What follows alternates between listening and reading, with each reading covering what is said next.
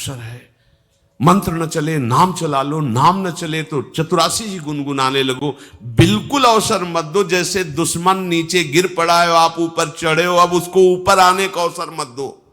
ऊपर आने का अवसर दिया तो अब आपको ऊपर आने का अवसर दुश्मन नहीं दे पाएगा। ध्यान रखना, एक बार अगर अब मन चढ़ गया आपके ऊपर और मनमानी आचरण करा लिया तो आपको भजन लायक नहीं रखेगा, क्योंकि वो समझ चुका है कि तुम ऐसी जगह पहुंच चुके हो कि अगर अब हम इसको हरा ना पाए तो मुझे जिंदगी भर इसका गुलाम बनना पड़ेगा। मन ने देख लिया है कि अब हम मारे जाएंगे, अब मुझे मरना पड़ेगा, तो वो आखिरी कोशिश करके आपका नाश करेगा। बस आप सावधान हो जाओ। इस समय आपके घुटने उसके गर्दन के ऊपर हैं, ऐसा समझो, क्योंकि सदगुरु आश्रय, संत आश्रय, सत्संग, नाम धाम आश्रय। अब वो विचलित हो रहा है, भड़बड़ा रहा है, कोई तो मिले ऐसा, थोड़ा तो हमें जीवन दान दे, क्या विषय भोग, थोड़ा तो मुझे विषय सेवन करने को मिले।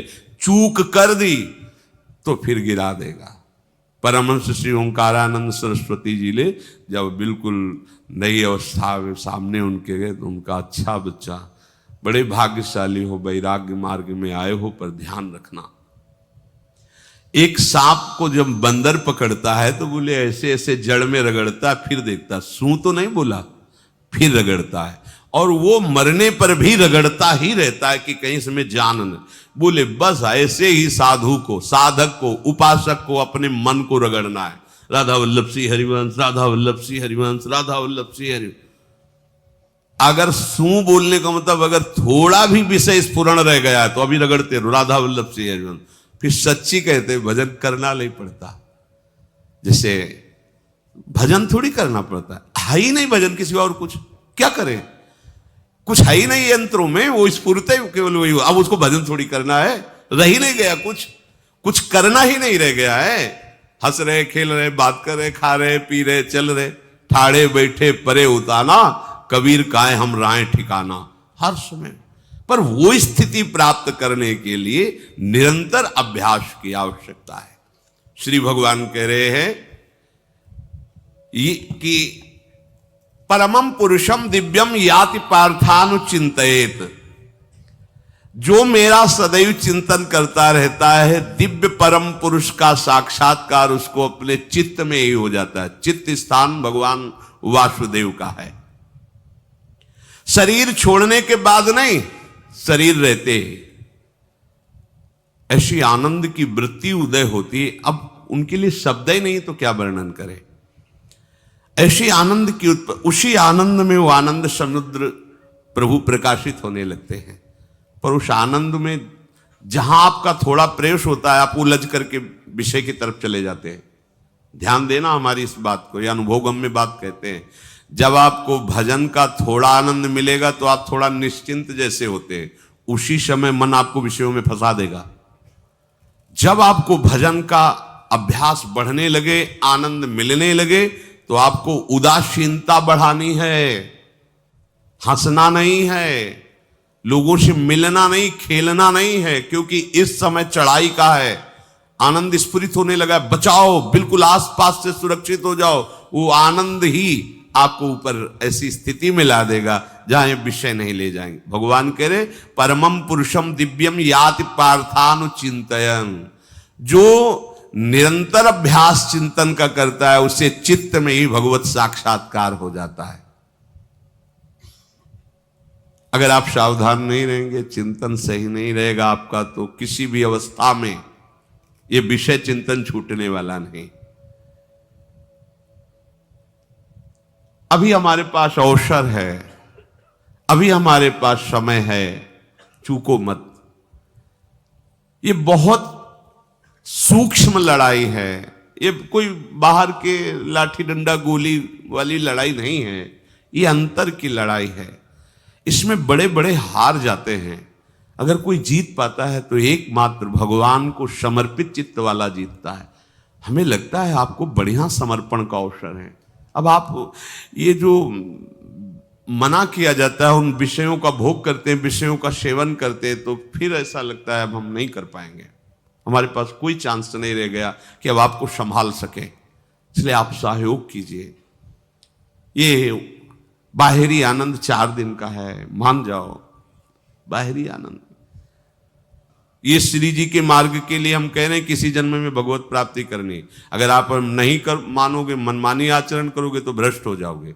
ये संसार का स्वरूप है, किसी न किसी बहाने से वो आपको सतमार्ग से हटाएगा। ना किसी को घर आने दो, ना किसी के घर जाओ, ना किसी को रंग लगाओ, ना किसी से रंग लगवाओ। अपनी प्रिया प्रीतम के साथ होली खेलो। यहां जो सत्संग हो रहा है ठीक है, सुना, एकांतिक किया, कुटिया में जाओ चुपचाप, अपने श्री जी को रंग लगाओ, श्री जी के सामने पद गाओ, श्री जी के सामने नाचो, उन्हीं तो भावना में उनके साथ खेलो, किसी और की जरूरत नहीं।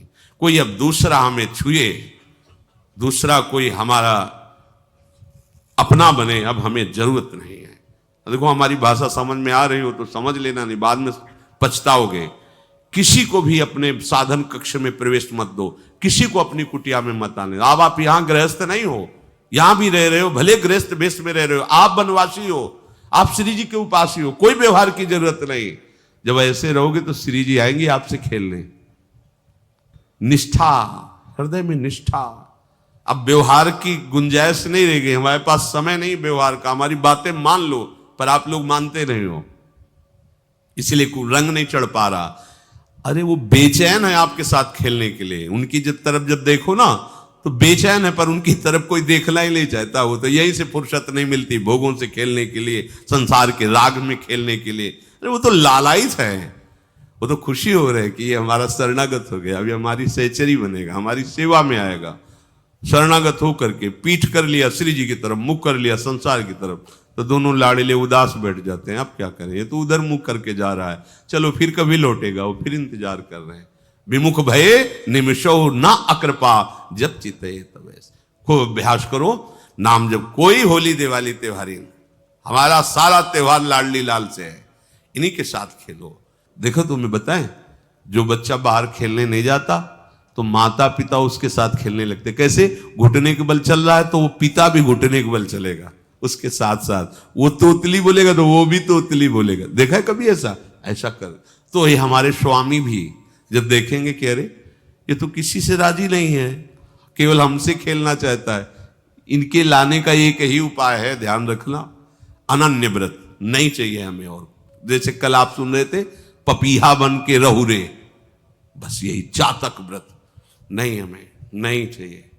अगर हमारे रंग पड़ेगा तो लाडली लाल का पड़ेगा, हम खेलेंगे तो लाडली लाल के साथ खेलेंगे, नहीं तो अब आजीवन नहीं खेलेंगे, आजीवन नहीं खेलेंगे। अगर हम पाएंगे तो इनकी जूठन पाएंगे, नहीं तो प्राण त्याग देंगे। जिएंगे तो वृंदावन में जिएंगे, नहीं जीवन। ये व्रत चाहिए। काहे को व्यर्थ समय नष्ट कर रहे हो? धारण करो अनन्य निष्ठा का व्रत। इनको अपनी तरफ आकर्षित करने के लिए अनन्यता ही व्रत है।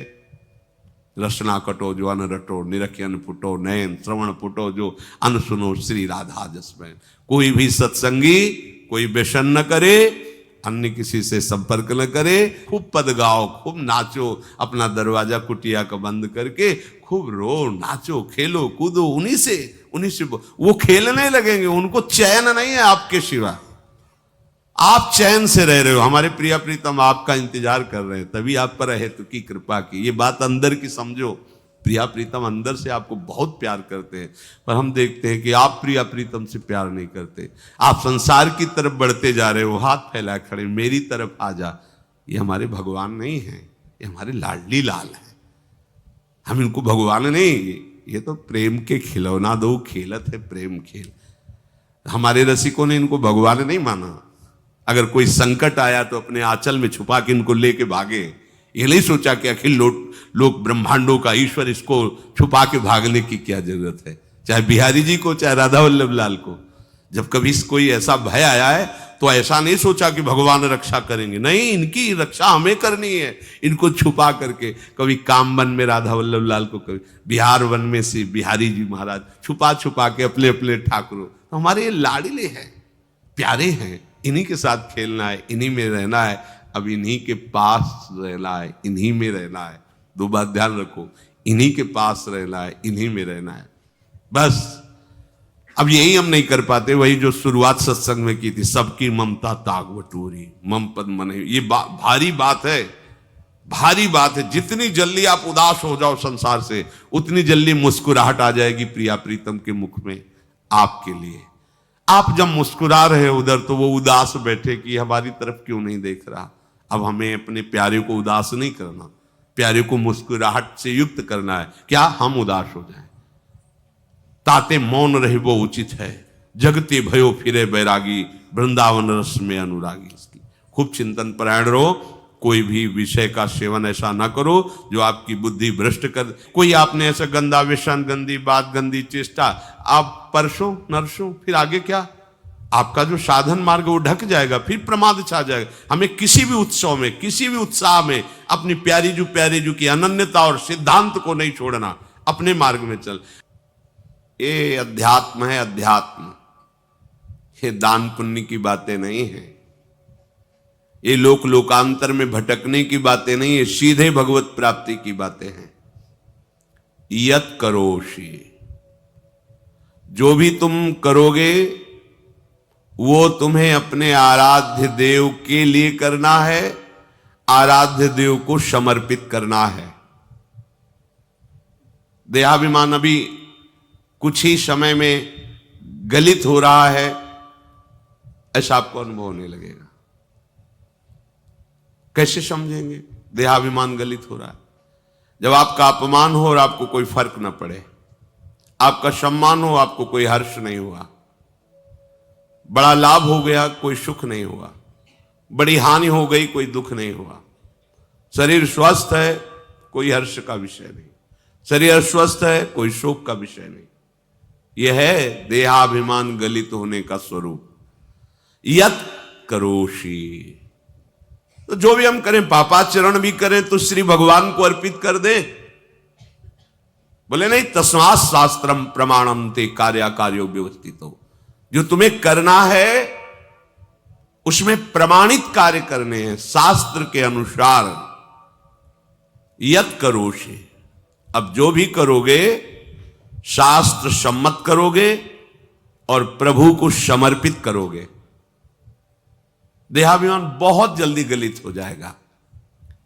यदश्नाशि, अशन भोजन, जो भी पाओगे पहले प्रभु को भोग लगाओगे, देहाभिमान गलित हो जाएगा। मान लो मेरी बात, ये सब 4 दिन के उत्सव, 4 दिन की चांदनी है। शोक समाज पूरा तैयार हो रहा है हमारे ऊपर आक्रमण करने के लिए। तुम्हें क्या पता? शोक का अंधेरा छाने के पहले ही व्यवस्थित जहां पहुंचना है वहां पहुंच जाओ, फिर अंधेरा छा जाएगा, कोई फर्क नहीं पड़ेगा। अभी आप यात्रा ही नहीं प्रारंभ किए हैं और अंधेरा आ गया तो मार्ग ढक जाएगा और जीवन व्यर्थ चला जाएगा। कुछ भी मत खाओ। कैसी धूर्तता हमारी बुद्धि में बैठी है। रसेंद्री की तृप्ति के लिए हम गुरुजनों की आज्ञा को रौंद करके चंद विषयों का सेवन करते हैं। धिक्कार है जीवन को। यदि आज्ञा उल्लंघन करके अमृत भी पीने को मिले तो विष हो जाएगा, ध्यान रखना। इंद्रियों की चाटुकारिता करते हद हो गई। अरे संसारी पुरुष में ऐसा देखे तो चलो, लेकिन जो भगवत मार्ग के पथिक, धिक्कार तुम्हारे जीवन को। प्रियाजी को बिना भोग लगाए अर्पित किए तुम पाने के लिए उत्साहित कैसे हो रहे हो? जिन वस्तुओं को निषेध किया गया है उनकी तरफ स्वप्न में भी अगर गति हो तो जलन होनी चाहिए कि स्वप्न में भी हमने कैसे स्वीकार कर लिया। कभी कभी ऐसा लगता है कि भगवत प्राप्ति बहुत कठिन है, ये समझने वाले नहीं। मेढक को तौलने का अगर हमें आदेश मिले तो तौलना बहुत कठिन है। 5 रखो, 2 उधर छिटक के चले गए, उनको घसीटो तो 3 पहले वाले फिर उतर के चले, ऐसे है। सावधान हो जाओ। ये आज्ञा का उल्लंघन तुम्हारे लिए नारकी गति का काम करेगा। अगर आज्ञा है कि अमृत नहीं पीना तो मत पीना, नहीं वो विष हो जाएगा। और अगर आज्ञा है विष पी लीजिए तो गरल सुधा रिपु करहि मिताई, गोपद सिंधु अनल शीतलाई। वो विष अमृत हो जाएगा, तुम्हारा शत्रु तुम्हारा मित्र हो जाएगा। ये भव समुद्र गाय के खुर के गड्ढे के समान हो जाएगा। आज्ञा पालन बहुत बड़ी सिद्धि है। ये मूढ़ता का त्याग कीजिए। आप जानते हो, जानते नहीं है? नहीं, तुम नहीं जानते हो, तुम्हें वो जान रहे हैं। अगर तुम अपना आनंद चाहते हो, सुख चाहते हो, तो आज्ञा पालन करो। इसी से देहाभिमान गलित होगा। तुम्हारी एक एक वृत्ति उस सर्वात्मा प्रभु बैठे देख रहा है, और उन्हीं के रिझाने के लिए तो तुम्हें मानव देह मिली, भगवत मार्ग मिला। ये ध्यान रखो, एक बार भी बिना भोग अर्पित किए हुए जो पाओगे वही तुम्हारी बुद्धि भ्रष्ट कर देगा। देख लो आंख खोल के कैसे बुद्धि भ्रष्ट होती है। वो अपने आराध्य देव इष्ट देव की ही निंदा करने लगता है, आराध्य देव इष्ट देव के विपरीत चलने लगता है। ये बुद्धि गिरी मतलब सर्वनाश। जो शास्त्र में कहा गया है, कामः संजायते क्रोधा क्रोधा स्मृति विभ्रमा स्मृति भ्रंशात् बुद्धिनाशो, बुद्धिनाश को ही कहा गया प्रणश्यति, नष्ट हो गया, वो किसी काम का नहीं। यत करोषि, जो भी कर रहे हो वो प्रभु के लिए हो और प्रभु को अर्पित करो। यदश्नाश, जो भी असन भोजन करते हो, जो भी तुम्हारी जिह्वा में जाए, अगर तुम इसी जन्म में भगवत प्राप्ति करना चाहते हो तो बिना भोग लगाए मत पाना, मान लीजिए। फिर कह रहे यज्जुहोषि, जो भी तुम हवन का तात्पर्य होता है भागवतिक कार्य करते हो, वो प्रभु को अर्पित कर दो, बड़ा सुख मिलेगा। जो तुम ददाशी, किसी को भी कुछ भी देते हो, प्रभु को दे दीजिए। देने के पहले उसमें भाव कीजिए, राधा वल्लभ लाल इसके हृदय मंदिर में बैठे हैं। अब भोजन जल वस्त्र जो भी आपको उसको दिया तो उस व्यक्ति को नहीं दिया, सीधे ठाकुर जी को दिया, राधा वल्लभ लाल को दिया। यत तपस्यासी, जो भी तुम तपस्या कर रहे हो, काम वेग को सह रहे हो, क्रोध को सह रहे हो, गर्मी सर्दी सह रहे हो, अनुकूलता प्रतिकूलता सह रहे हो, ये भी प्रभु को अर्पित कर दो। भगवान आदेश कह रहे हैं तत्कुरुष्व मदर्पणम। ये सब मेरे को अर्पित करने का मतलब मेरी पूर्ति नहीं हो जाएगी, तेरी पूर्ति हो जाएगी। भला ये सब नदियां समुद्र में गिरना बंद कर दें तो समुद्र घट जाएगा क्या? यद्यपि समुद्र प्राकृतिक है, चिदानंद नहीं। भगवान तो चिदानंद समुद्र है। कोई भी नदी चाहे बाढ़ युक्त जाके गिरे या गिरना बंद कर, समुद्र में कोई फर्क नहीं पड़ता। इसीलिए सेवक जी ने कहा है, मांगो मन मनुष्य दास अपनी कर, पूर्ण काम सदा हृदयम। हे पूर्ण काम प्रभु, यद्यपि आपको मेरी जरूरत नहीं है, पर मैं अपने लिए मांग रहा हूं कि अपनी दासी बना लीजिए। मद भक्तो मईश्वरे सर्वज्ञे परम गुरु वासुदेवे समर्पित सर्वात्म भावः यत् पश्यति शृणोति स्पृशति वा सर्वमेव भगवान वासुदेवः इत्येवं गृहाविष्ट बुद्धिर मद भक्तः सन एतत् यथोक्तम सम्यक दर्शनम विज्ञाय मद भावाय